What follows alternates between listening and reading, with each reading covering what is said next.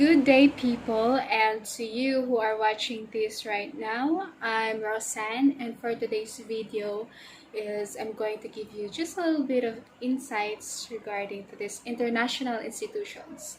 So, who are they? These are the World Trade Organizations, the International Monetary Fund, and of course, the World Bank. And let's somehow connect this about their actions prior to COVID-19 pandemic, this current pandemic, and of course for the future.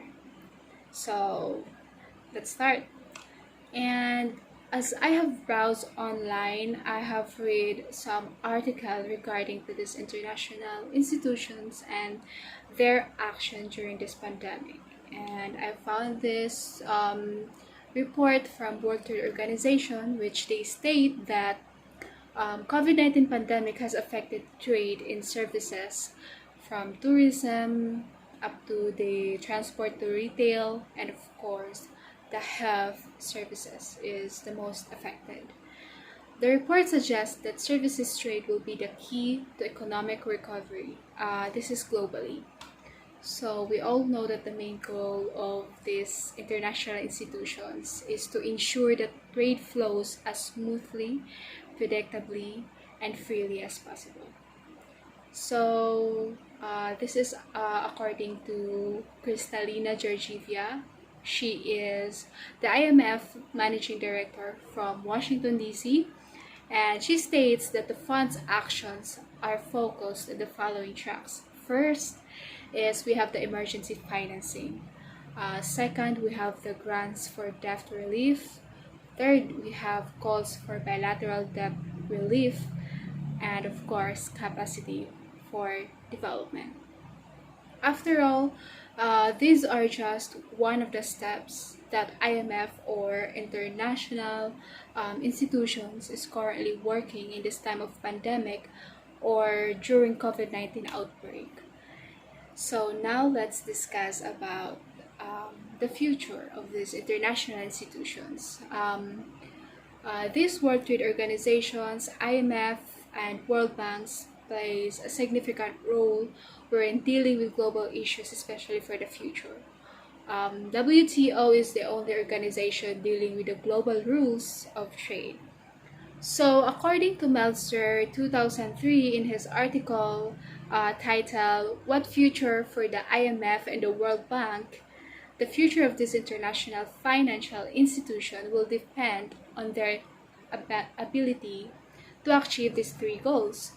First, develop incentives. Second, providing incentives for attainable public goods. And lastly, improvements in quality of life and reduction poverty. So now let's discuss about how can I help in my personal capacity in economic and trade development, knowing that we somehow recently experiencing such typhoons, strong typhoon Rolly, typhoon Ulysses, and many more just recently. And for me, I just wanted to explore since I am just a student, and by making exploring is that I'm saying I just wanted to get a job at the early age, a working student, let's say, because by getting a job or a work, I am able to get earnings, and by having earnings, I can contribute now for my country's economy by paying my taxes. Because the more people paying their taxes, the more it helps to raise the standards of living within the country. Because our goals, especially for us, young people like us, it is important to improve and encouraging our basic contribution for our country and to the present economy. So that's it, guys, for today's video, and I hope it helps. I hope you learn somehow, and if you have questions, let me know to the comment below, and I will try to answer them all.